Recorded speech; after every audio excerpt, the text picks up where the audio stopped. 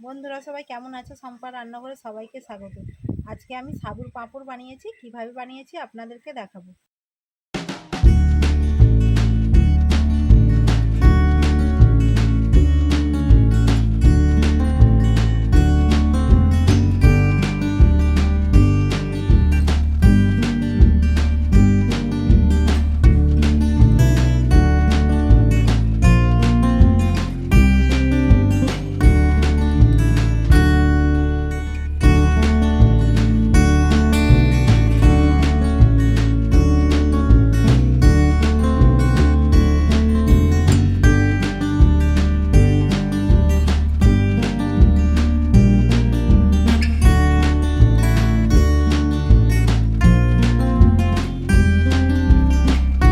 Video ভালো লাগলে বেশি বেশি করে লাইক, কমেন্ট এবং সাবস্ক্রাইব করে আমার পাশে থাকবেন।